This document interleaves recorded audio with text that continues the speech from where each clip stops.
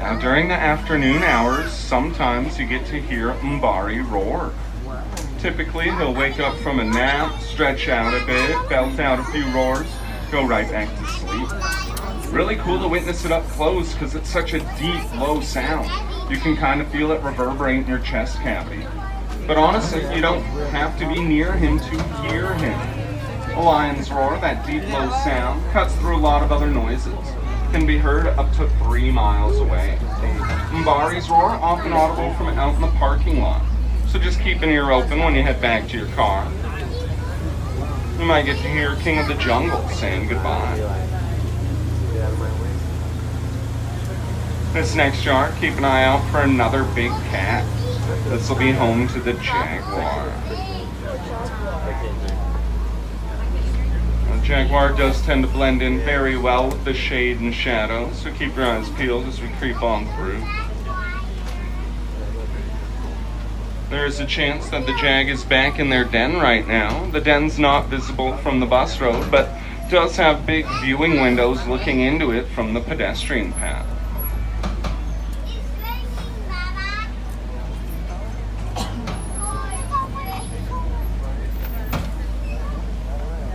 I'm not getting a glimpse as we go on by, but may just be camouflaging in there. This is an Elephant Odyssey that we're traveling through. The large yards in the middle, home to elephants. Smaller yards, closer to us, a few different species like the Baird's tapir, the capybara, and the guanaco. Guanaco's the wilder cousin of the domesticated llama. Alright, and looks like we've got the 2 Asian elephants out to our right. Devi on the left, Mary on the right. All 4 of them that live down here are female. All are past the reproductive age, up there in years. We're basically an elephant retirement community down here. They are split 50-50 on species though, with 2 African elephants and 2 Asian elephants.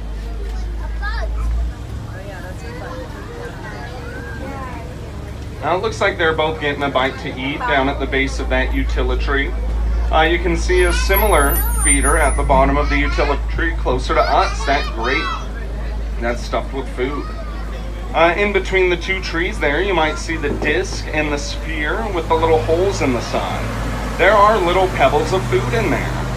As the elephants play with it, spin it around, those pebbles of food will pop out to give them another little snack.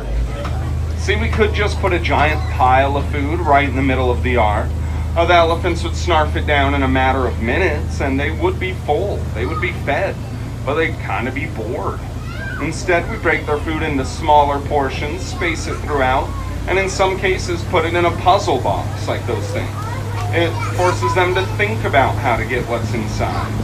That way, it's no longer just physical sustenance at that point, but mental, intellectual stimulation as well. We really focus on caring for not just the body, but the mind.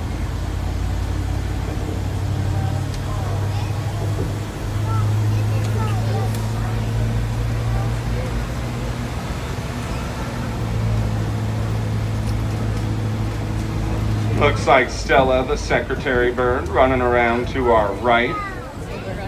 Secretary birds are raptors. They're birds of prey similar to hawks or eagles. Look at her face. You might see that strong resemblance with her sharp, hooked beak.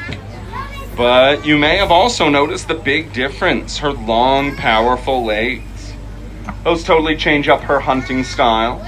Rather than swooping down to snatch up their prey, secretary birds prefer a more land-based approach. They'll run after rodents, insects, small reptiles, even venomous snakes, you guys. They're hardcore. After a couple powerful stomps, they've then got themselves kind of a tenderized meal.